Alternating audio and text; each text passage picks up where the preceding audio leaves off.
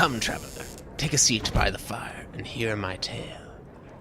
You've heard them, tracking, joysticks, face buttons, grips and triggers. For eons, these features had existed scattered across the platforms. But deep in the land of Oculus, in the smoke of Mount Meat, the Surf Lord Zuck forged a master tracking ring in secret, yes. And into these controllers he poured his will to dominate all virtual life. Now the wizard Gaben of old, he tried to resist with his trackpad shields, but they were split in twain by the strength of the Oculus joysticks. And the Sony Interactive Empire, well, it had great sway with the gamers, but could not resist the cries of the devs. So one by one, all the platforms bowed to this touch controller. A joystick, yes, 2 face buttons, a trigger, a grip. Indeed, these features would come to unify the realm of gamers, and it was in this way that VR emerged from the dark ages of fragmentation. Come, hear the tale of this Oculus quest.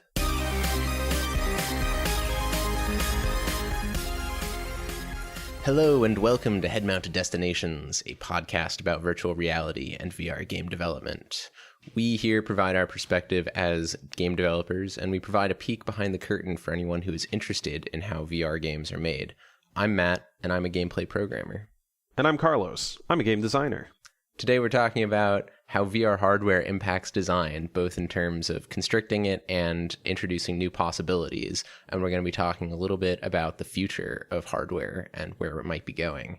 So we're recording this in March. It's going to release a little bit later, but recently we've gotten a first look at what the PS5 PSVR controllers are going to look like. And we also are fairly confident at this point that PSVR 2, whatever you want to call it, is going to be wired rather than wireless. And these 2 data points are very interesting because it allows us to plan around the design of future games. So really the most interesting aspect is that the PSVR 2 controllers look a hell of a lot like the Oculus Touch controllers. And that is to say that controllers are finally starting to standardize a layout. Woohoo! Yay! Get that nice classic grunt birthday party kids cheering sound effect in the background for that one.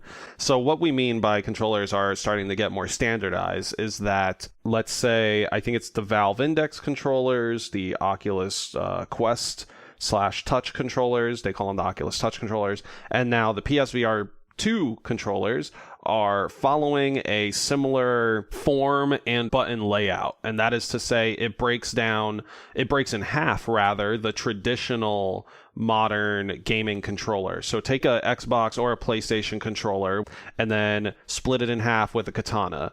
Now the left half of your controller is your left PSVR 2 controller. Your right side controller is your PSVR 2 right side controller. And it essentially turns the shoulder buttons into your grip button, right? That you press with like your middle fingers or whichever finger wraps around the controller. Your triggers are still triggers. And then your like A, B, X, Y are literally split. And then each controller has a thumbstick. And you have the say the Xbox guide button is like the lowest face button on the right side controller, and the share button is on the left side controller. And I found this to be really interesting. So that's why I sort of dove down that rabbit hole. Like, it's a familiar element in a very unfamiliar medium, which helps our human brains to comprehend communicating with it. You know what I mean? It's funny because this layout is actually kind of a design sacrifice, because the Oculus Rift CV1 originally didn't ship with the Oculus Touch controllers. The Touch controllers were still in development. It instead shipped with just an Xbox controller, which is a little weird. And, because at the time, the Vive shipped with 2 motion controllers. And the Vive controllers are distinctly different. Instead of a joystick, they have a touchpad, which allows you to swipe and also press in different directions and also just touch without pressing. It has a much lower grip button that you typically do with your like bottom two fingers or maybe your middle finger, and it has a bigger trigger, and it has, let's see, a menu button, and that's it. So it's less on the buttons, but the touchpad is supposed to replace a lot of that functionality. And like that was sort of the only big template that we had as developers at the time. And so a lot of early games designed around that. And then the Oculus Touch controllers blew those out of the water. But at the same time, like they did kind of have to match the Xbox controller layout, because otherwise it would be totally incompatible with all these Oculus games that had released with Xbox controller support. And so like it's interesting that design conceit also sort of was to their benefit of being familiar. Yeah. But, you know, it's not exactly breaking the controller in half. It doesn't have the D-pad. Fair. The face buttons work a little bit differently. And the trigger and shoulder button analogy doesn't quite work. It's actually interesting because with the grip button, people don't even realize there's a trigger and a grip button. It's very intuitive. Yeah, definitely. Newbies, I would say they consider those two to be like interchangeable. You know, like, oh, because I'm squeezing my hand, like obviously this button or this button would do the same thing, which is like an interesting sort of like mental flow. One thing I wanted to bring up was like before this hooray, you know, we have ABXY across the board. I was using the HTC Vive. The Vive had a touchpad, which I hated. I absolutely do not like the feel of these damn touchpads instead of joysticks, and I hated it since it got introduced in early iOS days. But that controller was like, they called it the wand, right? It's like similar to the PlayStation Move controllers, which is the PSVR 1's controllers, which also are wand-like devices. I mean, saying they're similar is like saying a tricycle is similar to a like go-kart. I don't know. It's you're kind of there, but the PS Move controllers are just nowhere near as good as either the Vive wands or the Oculus Touch controllers, and have caused no end of headaches, I know. Yes. To developers, because they don't have any sort of directional input. They don't have a joystick. They don't have a touchpad. They have a bunch of face buttons. They have 4 face buttons per controller, and they have a single trigger. They don't have 2 triggers. Yeah. It's like, how do you map your control scheme to that when you're like, at least with the Vive and the Oculus Touch controllers, like, they're kind of the same. They both have one directional input per controller. They both have a trigger and a grip. They both have a menu button, so you can sort of finagle it, even though the Oculus Touch has more distinct face buttons. But like porting your game to the PlayStation is just like, how do we provide directional input? Yeah, so this is something, listener, that like if you're wondering why we make such a big deal about like controllers changing and stuff, well, I mean, you haven't heard anything about the adaptive triggers so far. So I mean, that kind of gives you insight into what we as developers like prioritize. Man, I don't even know, like, I don't know where these decisions are made. This is something that like me as a developer, I just like would love more insight into. Well, because the PS Move controllers were not for VR. True. They were for the like Kinect style games, and they got recycled because it was lower cost. True. That is actually the reason. You kind of dragged on the touchpads on the Vive. Yeah. In hindsight, it maybe wasn't the best decision, but I have to respect the like ganas of that move, because it was intended to constrain developers and force them to make games that focused more on interacting with the environment and less on movement. Mm-hmm. Like it wasn't good for movement, and that was the point. You weren't supposed to build games with artificial locomotion, and yet that didn't stop developers. Well, I mean, that maybe there's something bigger to say about that, right? Like, one developer said, no, we think the medium is best with this. And a lot of people played it and felt that was missing. Like, that would be more comfortable for them. Life found a way, basically, and like brought it back into the system, even though the creator said no. Yeah, they finally conceded with the Index controllers, where It has a joystick. Yeah. I mean, it also has a weird thumb touchpad. I was just about to say, does it have like some? I don't even know what that's used for. I'm like, why is that weird groove there? Like, but yeah, I don't know. Like old habits die hard for them, I suppose. Yeah, dude, Gabe Newell just really wanted a touchpad for the thumb. I'm sure the only reason. Elon Musk has his cat girl obsession, and Gabe Newell has his touchpad obsession. It's all these weird tech giants. They get their one weird thing, and you just let them bring us into the future year by year. So we're not totally out of the woods though with controller consolidation. So like we've got PSVR 2 hand controllers, we've got the Index, we've got the Oculus Touch controllers are all pretty similar in terms of layout, which makes it way easier to design common control schemes. Mm-hmm. But we still have DualShock or DualSense to contend with, because this is a large number of PlayStation VR players play with a regular controller, your regular old gaming controller, but it is tracked positionally and rotationally.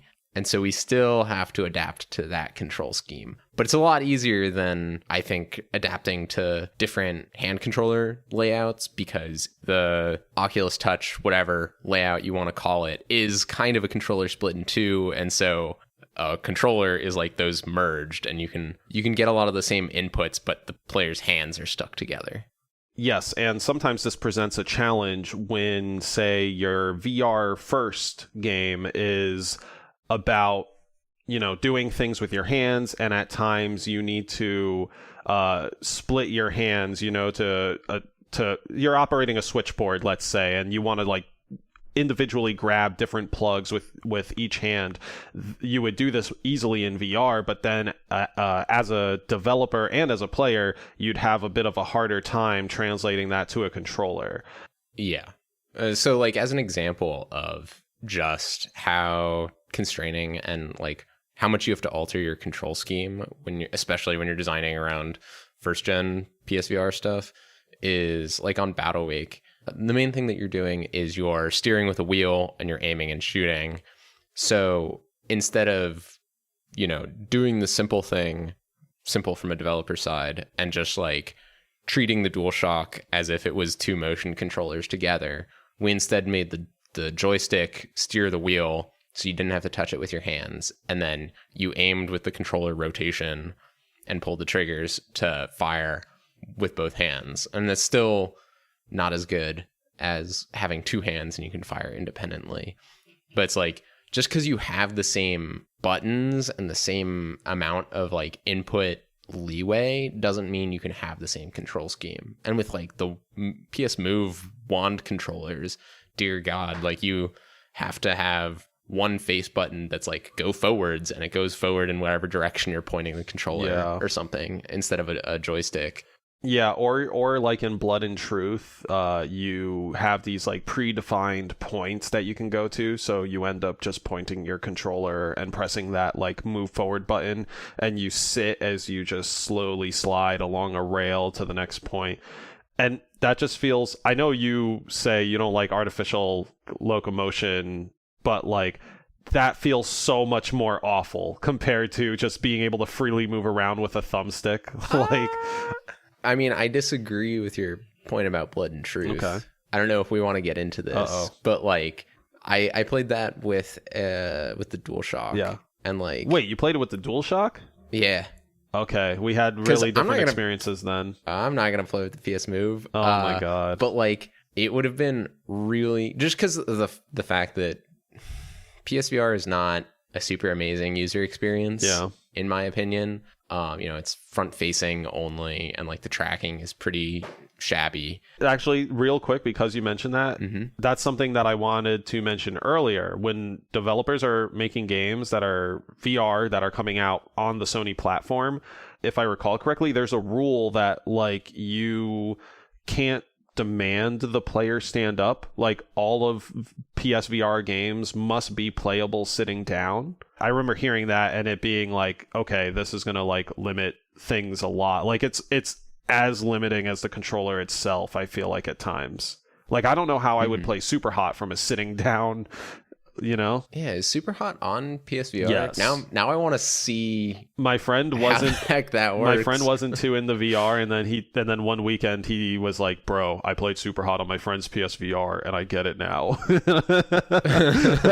like, oh, honey, Yeah. like, there's so much more. Yeah, I was like, "Oh, get ready, man. How much space do you got in your living room? Like, tell it, or how much space do you have anywhere? Trying to get him on a quest." And unfortunately, he's living that like cramped apartment situation, but. Well, that's actually a great segue, because so the PSVR 2 is going to be inside out tracking, which means finally every major platform for VR is, 360, not front facing, which is amazing because that's one of the biggest constraints on design is like, oh crap, like I guess we have like snap turn, but like still it's, especially with front facing and seated, it's like just a big constraint on what motions you can get the player to do. Yeah, and for those unfamiliar with what we're saying, front facing and seated, obviously seated, it means you're sitting down, like you're seated when you're playing a game. This is with games like Trover and Moss. Front facing means that like you have some sort of camera or sensor, and it has just like some field of view that essentially means you must be sitting or standing in this exact spot within its field of view. So it's like a front-facing camera. The inside-out tracking means all the sensors are in the headset, so now you have like 4 to 6 cameras in your own headset like blasting outward, and that's how they capture your controller as it's moving around, which is dope. From a gameplay point of view, it takes you from having to look at one very specific wall and move around with your right thumbstick to now being able to actually physically turn around in your own space, maybe take a step to the left and right, like reach out just a little extra for something. Like that is going from the front-facing tracking to like inside-out tracking or 360 tracking, as Matt was saying, is like just so freeing. It is the biggest freeing thing before going from wired to wireless VR. Yeah, it's definitely like it was a big shackle on the promise of VR, and now we're free. We no longer have to design around front-facing. It only took a couple of years. Of course, we're still constrained by space. Going back to your friend who had probably, is trying to live in a postage stamp, like you can't demand that the player has anything more than space to just stand in. Yeah. But at least it's standing and turning in any direction, not just standing and facing one direction. Yeah. Yeah, the other big thing, as you mentioned, is wired versus wireless. And this is where the news of consolidation runs out, because PSVR 2, at least in its base form, is going to have a cable running to the headset versus the Oculus Quest is cableless. And in fact, Oculus recently released AirLink, which does the same thing that Virtual Desktop used to do, which is to stream to the Oculus Quest headset from a PC over Wi-Fi. So now, in a way, PC gaming is also wireless. Yes. This is awesome. This is like, to put it in a more like clickbaity way, you can play Half-Life Alyx on your Oculus Quest fairly easily without losing graphical fidelity. Like PC VR now on Quest without a link cable. That's what this is. It's really fucking awesome. I'm gonna hype out a little bit about this. It is fucking awesome. It's so freeing. Half-Life Alyx, I remember there was a level in there like you were going up a parking garage or something, and it had you turning like 90 degrees every 10 or so meters, and I got tangled up in my freaking link cable and had to like step out. You know how you make that hoop of of cable around your body whenever you're rotating too much, and you got to step out of it and it becomes this gross like garden hose of tangled mess? That doesn't happen anymore, folks. The wire isn't there. Oh man, I was like, I even think now my Pop 1 game might be even better, because I can put Population 1, the VR Battle Royale, I can download it onto my PC, get that better rendered, that PC rendered distance. Freaking visuals will be better. I'll get all the chicken dinners. It's going to be awesome. Anyway, it's one of those things like you don't realize until it's gone. You don't realize how much of a mental drain pulling you out of the experience the cable is. and then suddenly it's gone and you don't even know what to do with yourself.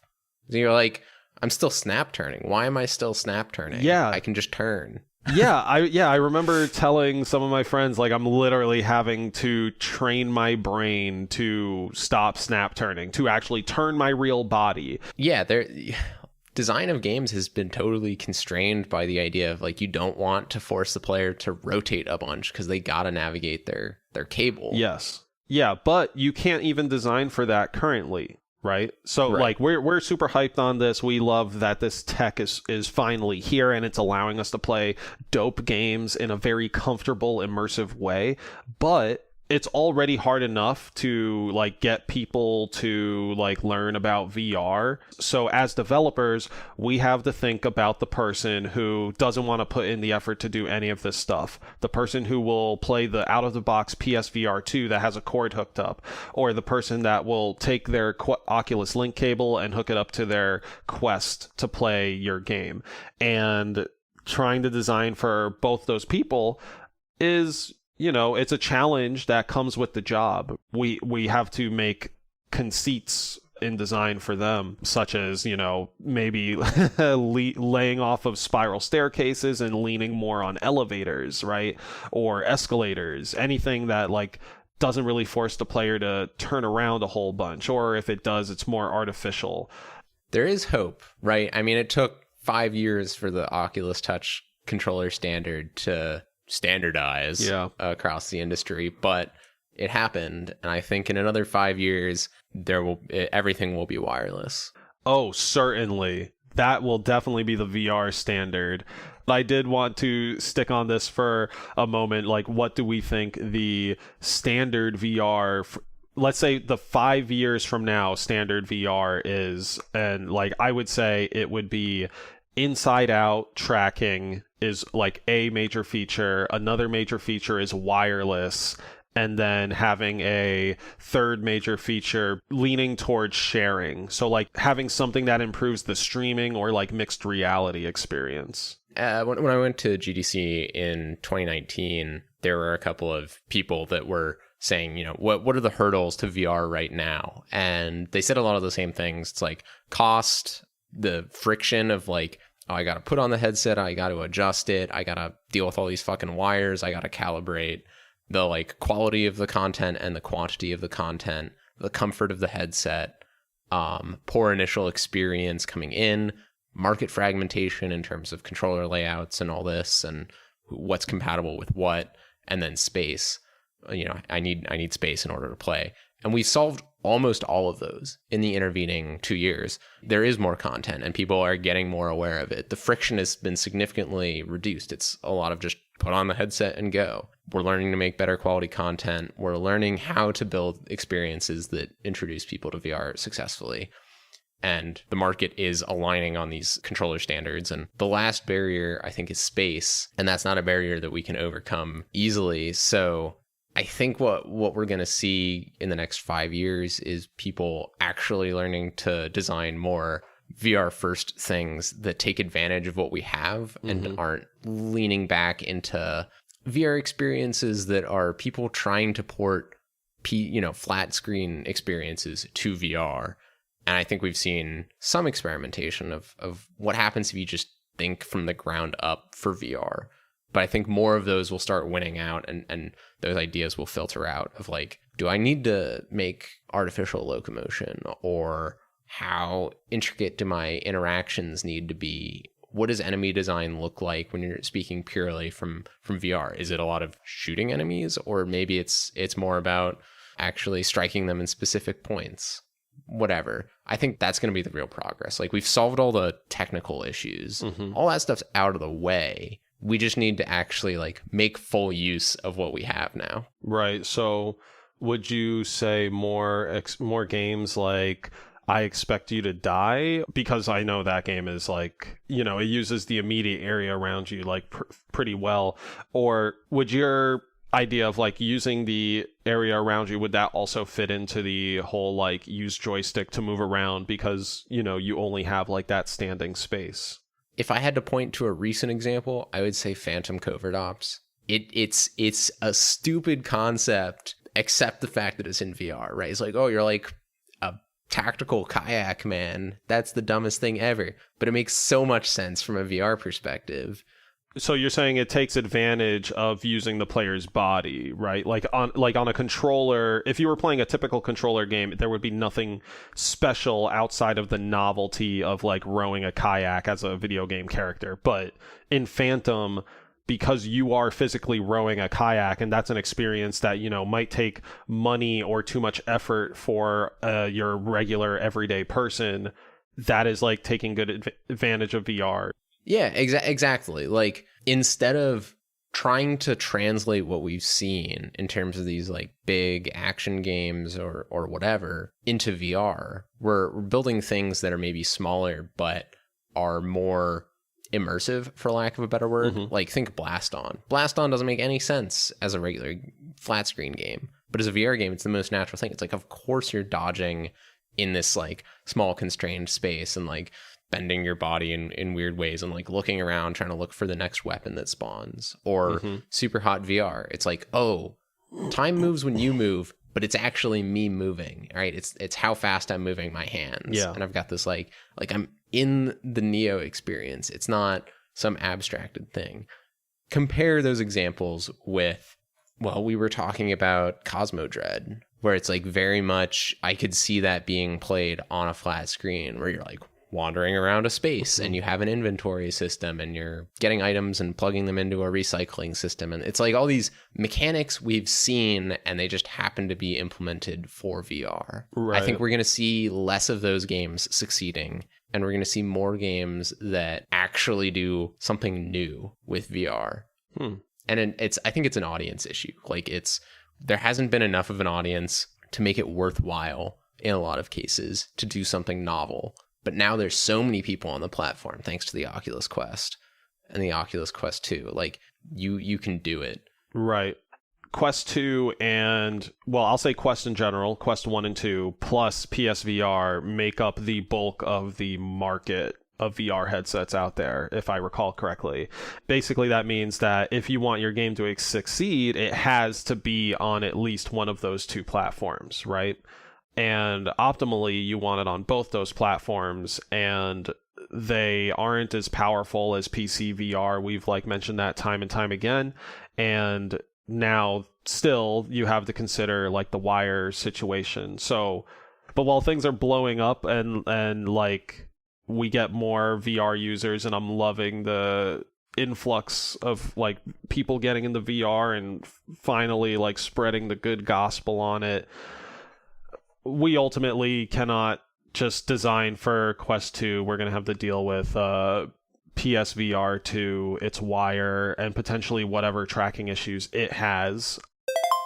We need to talk a moment about the weird tracking ring on the PSVR 2 controllers. I was thinking of Gun Club VR. It's this shooting range VR game that I like.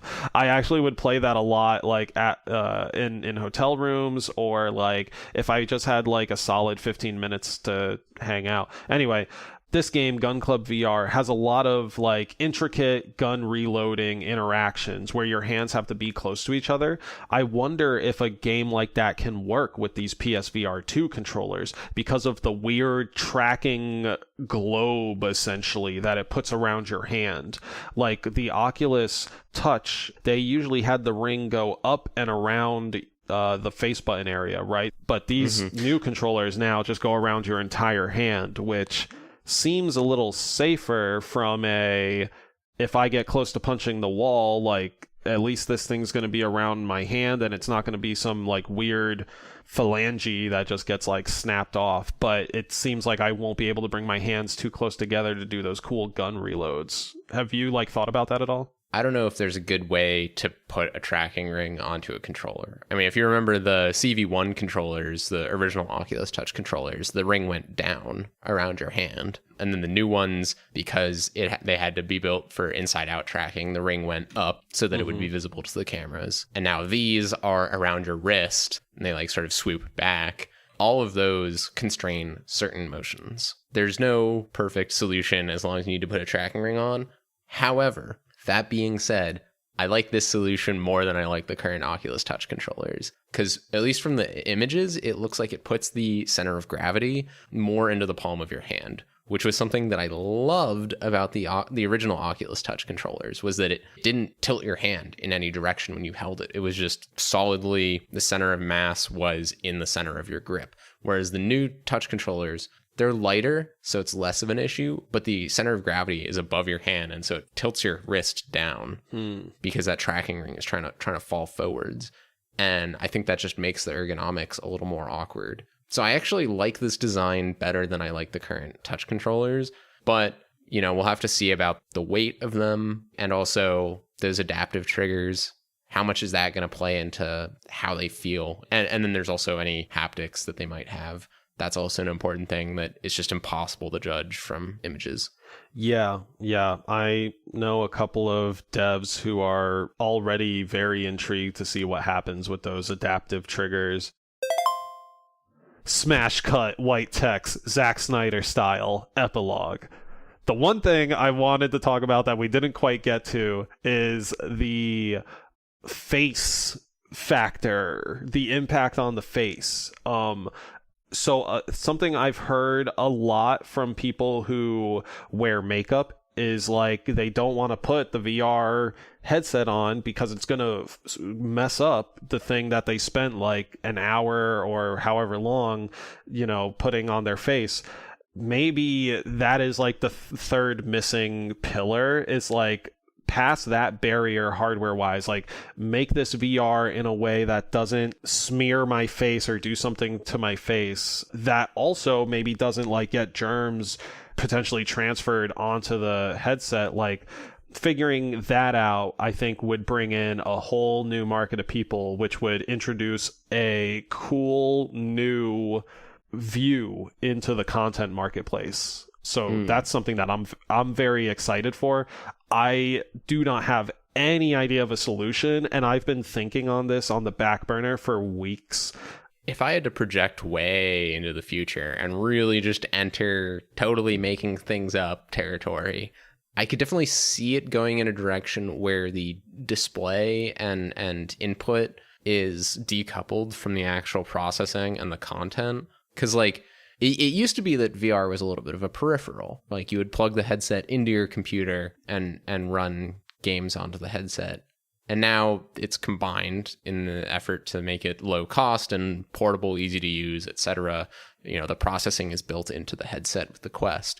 And I could see it reversing and going back to I buy whatever display I want, whether it's glasses that beam lasers into my eyes or contact lenses or a regular old headset like we've seen in the old days back in 2021. And then I choose whatever controller fits the ergonomics of my body, motion controllers, and it's customizable or whatever. And then you have a box or something, I don't know, maybe it's in the cloud, right? Processing power. Mm-hmm. And you just stream that play onto this display device. And so now if I want super high fidelity graphics, then I can go to a whole helmet that straps to my head. Or if I want something that doesn't fuck up my makeup, I can just have a super lightweight set of specs or whatever that just sit there and provide an okay view. That's a direction I could see it going in. If there was anything that we didn't cover in this episode that you think is important about the hardware discussion, whether it's about PSVR 2, about the Oculus Quest 2, Oculus Quest 3, about the Index, about the Vive, head over to our subreddit, reddit.com/r/headmountedpodcast. There's going to be a thread for this episode. Throw down your comment on that thread and we will respond. Heck yeah. And if you have any insights into the VR hardware or fun experiences, just fun stories around the VR hardware, who knows? Maybe you're one of the people that did a dolphin dive in Richie's Plank experience and broke a TV. Tell us about it. We'd love to hear it. Maybe we'll shout you out in a future episode. All right. Thank you so much for listening. We'll see you at the next head-mounted destination.